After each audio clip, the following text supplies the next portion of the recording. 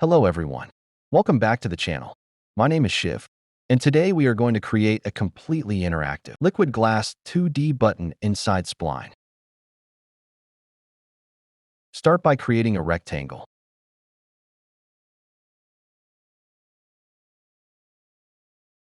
And make its corners rounded. For now, give it a nice fill color. To create the liquid glass effect, there is a dedicated effect in the effects panel. But you might notice, it shows nothing at first. That's because of the fill. Even after removing the fill, you still won't see much difference. Because to see the light bending effect, we need something behind the shape. So, add a text layer. Modify the text properties as you like, and place it beneath the rectangle. Right now, it just looks like blurred noise. To make it feel like real liquid glass, we need to tweak a few values. First, reduce the blur slightly. Then adjust the depth and distortion values. These depend on your shape size, so try some trial and error and see what looks best. Next is aberration. This adds a color spectrum effect. You can use either full fill or only on the edges. Finally, we have magnification, which scales the text behind the glass. Now our liquid glass effect is ready, but we still can't clearly see the shape, so we need to add shadows. To give it depth and make it look 3D, add some inner shadows to the top and bottom edges of the rectangle. This gives it a realistic glass feel.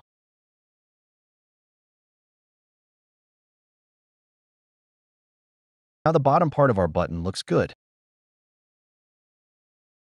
Create a small ellipse on top of the rectangle. Make it white. Add another text layer. Modify its properties and move it below the ellipse.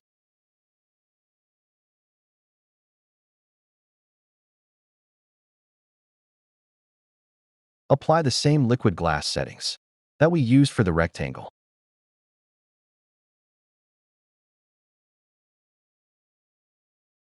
Reduce blur, adjust depth, and tweak distortion.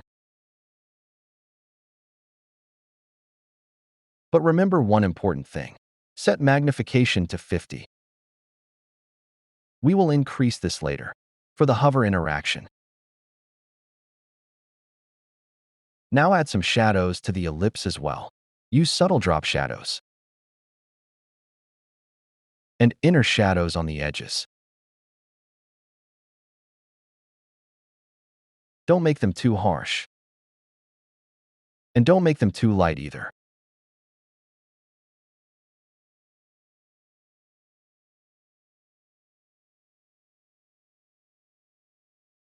And just like that, our liquid glass button is ready. Now let's make it interactive. Add a new state to the ellipse. This will be our hover state. In this state, slightly increase the size of the ellipse. Also increase its magnification, so the text behind it scales as well when hovered. Next, add an event.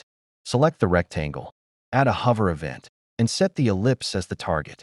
Set the transition time to 0.3 seconds. Check the preview. The button should now grow when hovered. But you may notice a problem. It doesn't work when your mouse is on the ellipse. That's because the ellipse is blocking the rectangle. To fix this, select the ellipse, and in the right panel enable pass-through. This allows interaction with layers beneath it. Now select the ellipse, and press Ctrl+G to group it. Add another state to this group. This will be the on state of our button. In this state, change the position of the button slightly. Now add a mouse up event and set it to toggle mode instead of repeat. This way, each click will switch between off and on.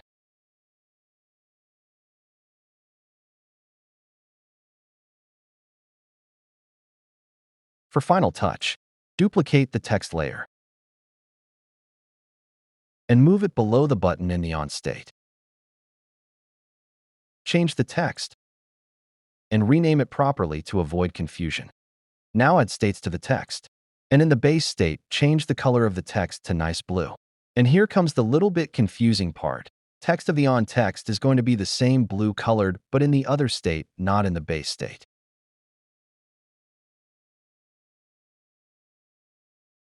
And in base state, make it black with 50% opacity. And do the same with the OFF text, but in second state. Now add a transition to the group. Target the off text.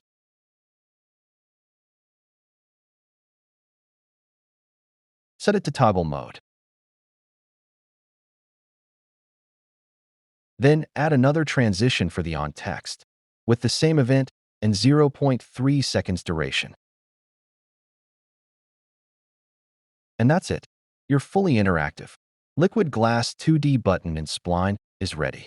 If you found this helpful, don't forget to like and subscribe. See you in the next one.